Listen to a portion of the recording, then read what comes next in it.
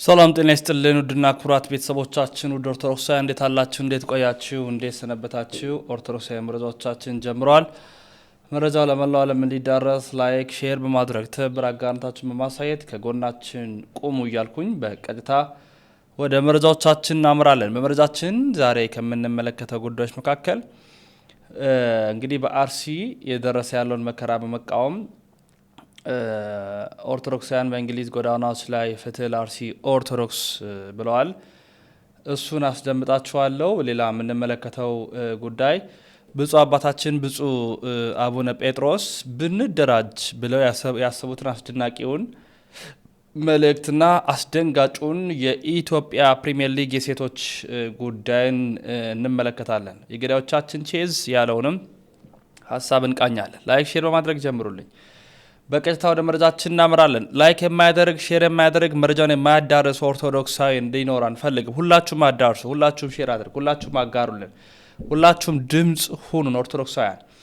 በቀጥታ እንግዲህ ወደ መረጃዎቹ ስናመራ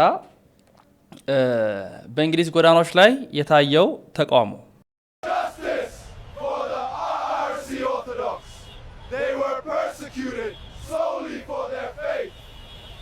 የፍትህ ጥያቄ ዓለም አቀፋዊ ሆኗል። እንደምናስታውሰው እንግዲህ በኔዘርላንድ ፓርላማ የሶሪያ ኦርቶዶክስ ቤተክርስቲያን አማኝ የሆነ አንድ ክርስቲያን በኢትዮጵያ ላይ በኦሮሚያ ክልል የተፈጸመ ያለውን መከራ ለፓርላማውና ለአውሮፓ ዩኒየን ለማቅረብ ደብዳቤዎችን እንደጻፈ እናውቃለን። እንዲሁም ደግሞ በአሜሪካም ደግሞ ለዶናልድ ትራምፕ ያቀረቡት የምክር ቤት አባሉ እንደነበሩም ሁላችንም የምናውቀው እኛም ያቀረብነው መረጃ ነው። በቅርብ ደግሞ የዓለም አቀፍ ሃይማኖታዊ ተቋማት ጉባኤዎች ደግሞ ለኢትዮጵያ ኦርቶዶክስ ተዋሕዶ ቤተክርስቲያን አርሲ ላይ የተፈጸመ ያለው መከራ ጥልቅ ነው፣ አሳስቦናል ሲሉ ደብዳቤ ማስገባታቸው መጻፋቸው ይታወቃል። አሁን ደግሞ በተባበሩት መንግስታት እንዲመለከተውም እንዲህ አይነት የተቃውሞ ድምጾች ተበራክተው የተሰሙ ይገኛሉ። ዓለም አቀፋዊ ሆኗል ነው ጉዳዩ በአጠቃላይ። ስለ የገዳዮቻችን ቼዝ በማለት ወንድማችን ቴዲ ዘሩፋኤል እንዲህ ሲል ያቀርባል። እናድምጠው። አጥፊዎቻችን ኦርቶዶክስ ተዋሕዶ ቤተክርስቲያንን ኮሽ ሳይልና ቁርቁዛት ብለው ሲነሱ የሚጠቀሟቸውና እንድንጫወትላቸው የሚፈልጓቸው አራት መንገዶች በደንብ ይደመጥልኝ። ኮፒ ሊንክ አድርጉ። ከላይ ያልኳችሁን ነገር የሚጫወቱት በካድሬዎቻቸው አማካኝነት ነው። እኛ ግን እነኚህም ፈንጂዎች በፍጹም ተነጣጥረው ነው የሚጠብቁትና ልንረግጣቸው አይገባም። ቁጥር 1 መዋቅራዊ ስንጥቃት መፍጠር፣ ከአባቶቻችን ጋር እንደተጣላን ማስመሰል፣ ማጉላት፣ ጥያቄ ስንጠይቅ ካዷችሁ ብሎ ማለት፣ እነሱም ደግሞ እንደዛው እንደከዱን ማስመሰል። በዚህ አይነት መንገድ በርካታ ተዋንያን እዚህ ላይ ከተለያዩ ቤተ እምነቶች ይጫወታሉ ጨዋታውን።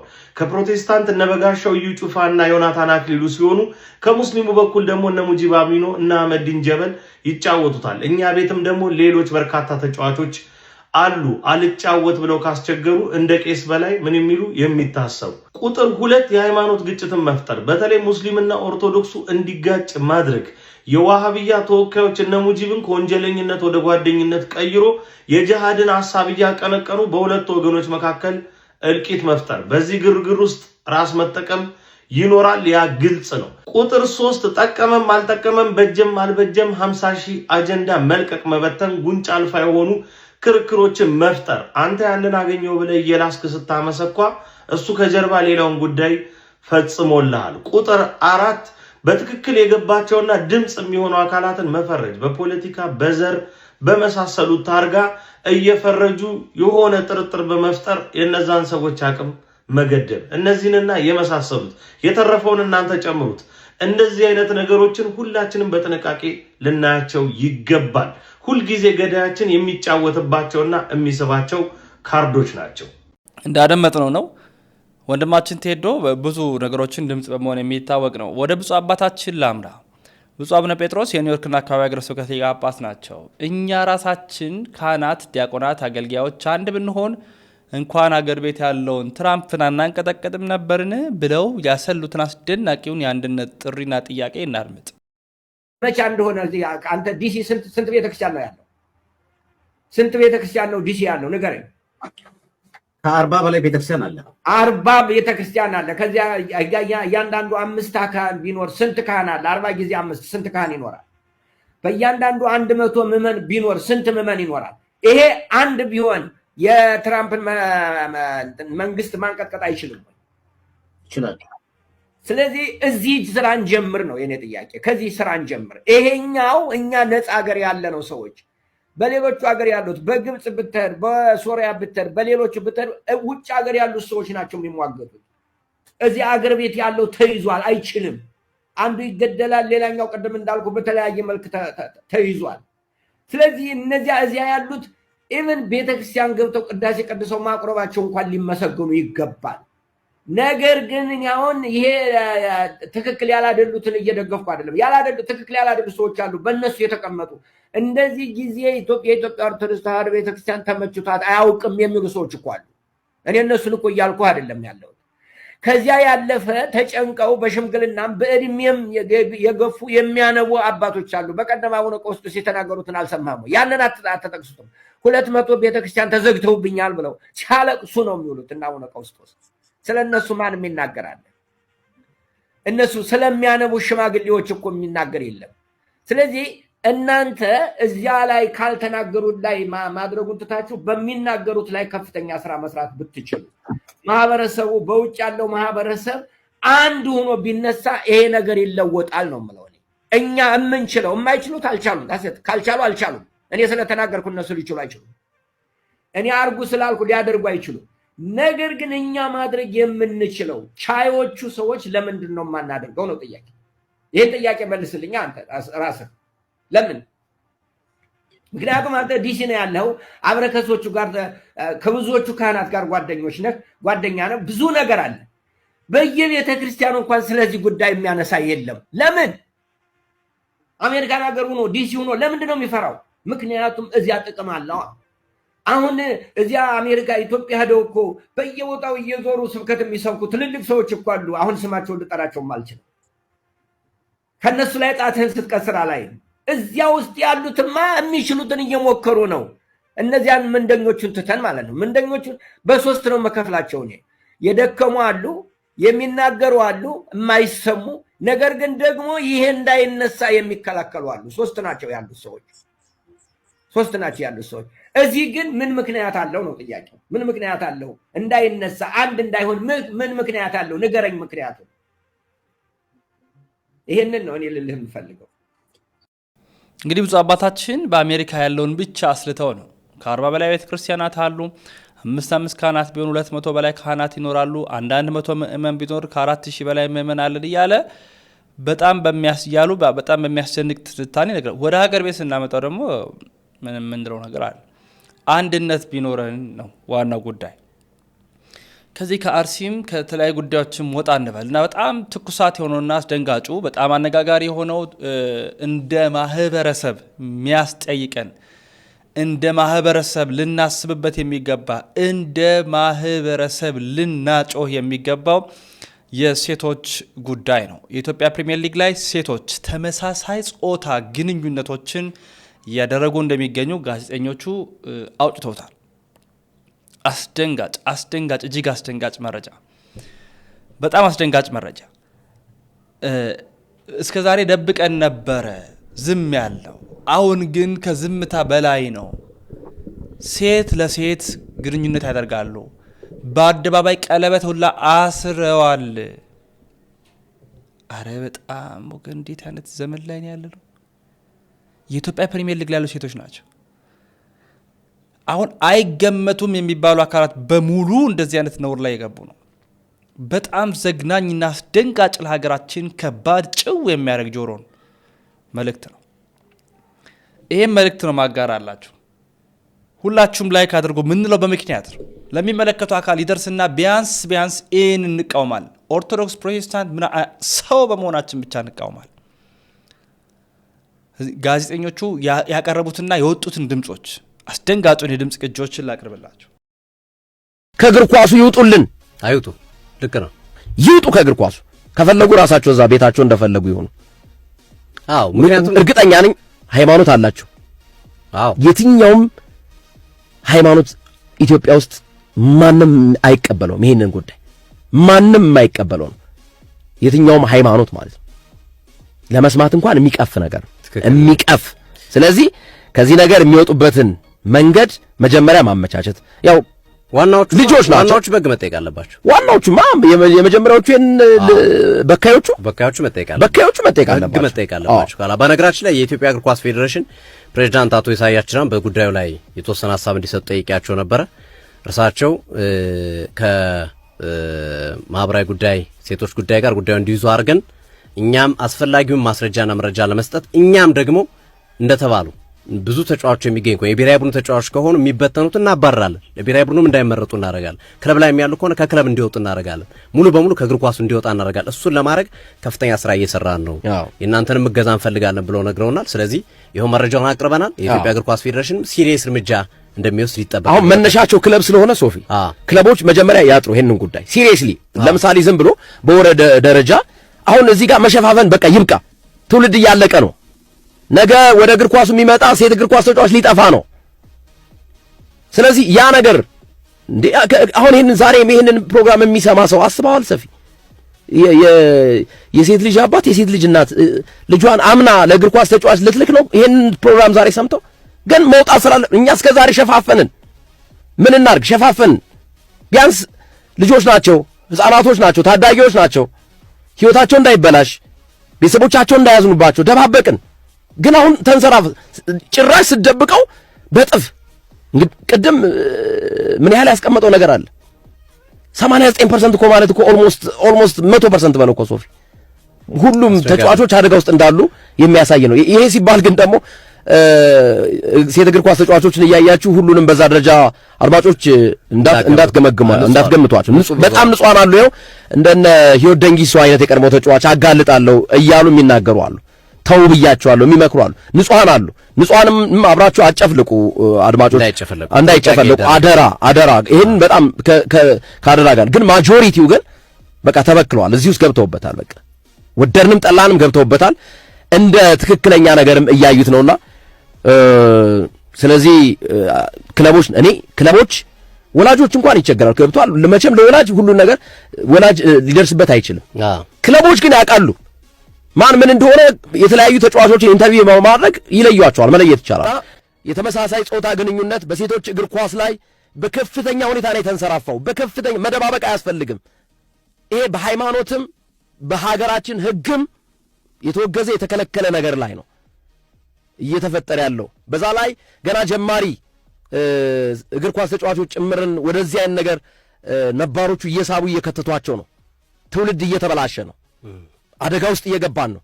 ይሄ መታረም አለበት። ትንሽ እናንሳው ሶፊ፣ ይሄንን ጉዳይ ትንሽ አይደለም በደንብ ነው የምናነሳው። ግርሜዬ ድምጾችም አሉን፣ ድምጾችንም እንለቃለን። ያው ግርሜዬ ረጅም ጊዜ በዚህ ጉዳይ ላይ ረጅም ጊዜ ስንሰራ ነው የቆየ ነው። በነገራችን ላይ ምስጋና በተለየ መንገድ ግርምሾም እንዳመሰገንከው ምን ያህል ጌታቸው ጅቦን ከልብ እናመሰግናለን። ብዙ መረጃዎችን በመስጠት ብዙ መረጃዎችን በማቀበልና የተለያዩ የስለላ የሚመስሉ ተግባሮችን በመስራት ጭምር በጣም ጠንካራ ስራ መስራት የቻለ ነው። ይሄ ፕሮግራም ወደ አየር ላይ እንዲወጣ አንዱ ምክንያት ነውና በጣም ከልብ እናመሰግናለን ይህንን በማድረጉ። ይህንን ነገር እንግዲህ ብዙዎች ይደባብቁታል፣ ብዙዎች አይቶ እንዳላዩ ያልፉታል። ግን በተደበቀ ቁጥር እየበዛ ነው፣ እንዳሸዋ እየጨመረ ነው ያለው። ስለዚህ በአስቸኳይ መቆሚያ መኖር አለበት የሚል አቋም በመያዝ ሲዲ ስፖርት ነገሩን ከስር መሰረቱ በማጥራት በኢንቨስቲጌሽን መንገድም ስራዎችን በመስራት ይህን ፕሮግራም ይዞ ለመቅረብ ተገዷል። ይሄ እንግዲህ ትውልድ የሚያበላሽ የነገ ትውልድ አሁን ትሰማለህ ግርምዬ የሚለቃቸውን ድምጾች የቀድሞ ተጫዋቾች እነ ህይወት ደንጊሶ እናት ልጅ አልባ ማድረግ ምን አይነት መጥፎ ስሜት እንደሚሰጥ አስቡት እያለች ነው እሷ ስትናገር የነበረውና የመጀመሪያውን ድምጽ እንዳሰማ ግርምሾ ፍቀድልኝ ይቻላል።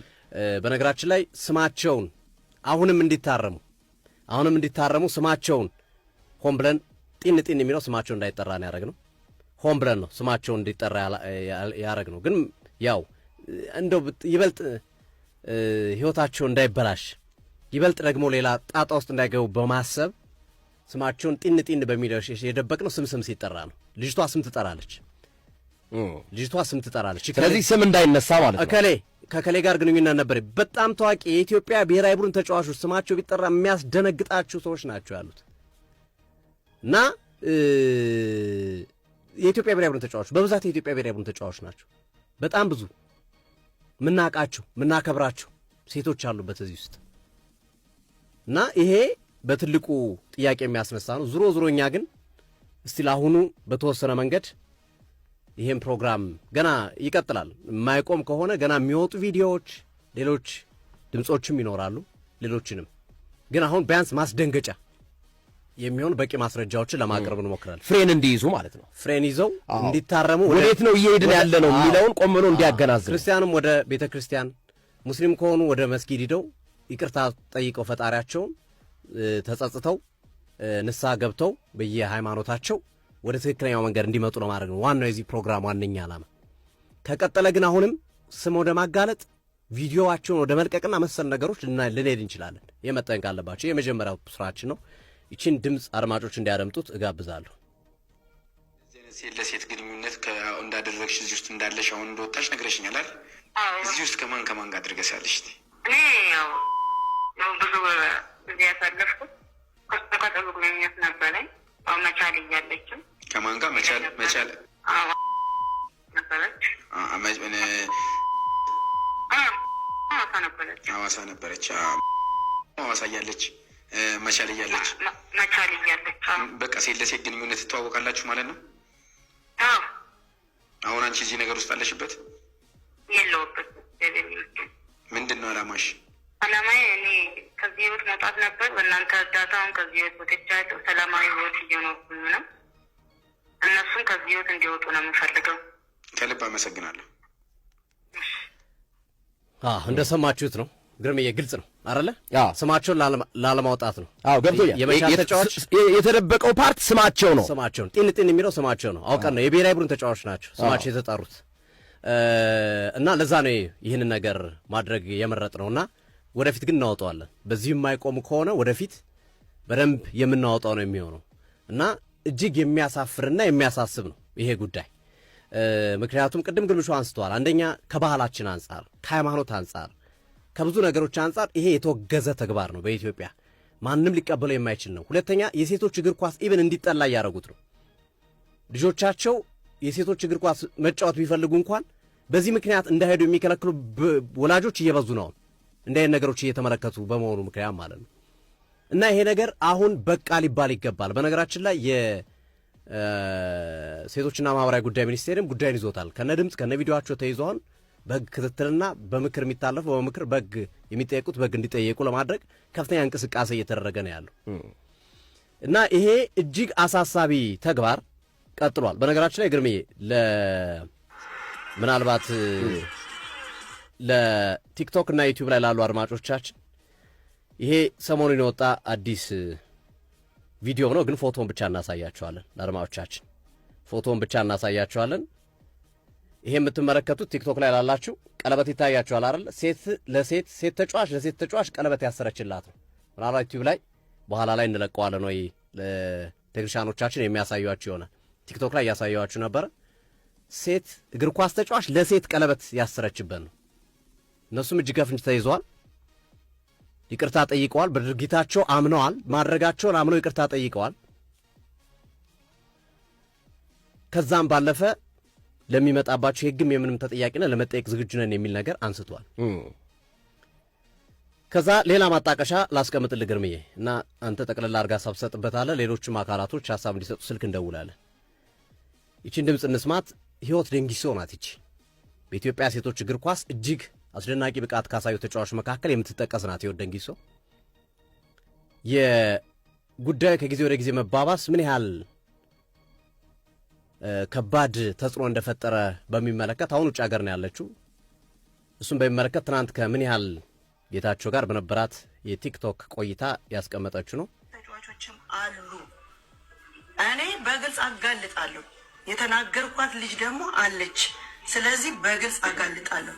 እምቢ ካላችሁ አሁን አይደለም እዚህ ስለወጣው ሳይሆን ሀገር ቤትም ሆኜ ስንቶቻችሁን የተናገርኩኝ ልጆች አላችሁ።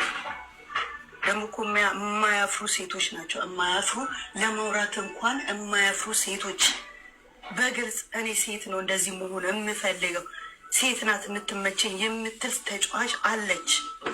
እባካችሁ እናንተ ልጆች ስማችሁን ከማጋለጤ በፊት እባካችሁ ትውልድን አድኑ።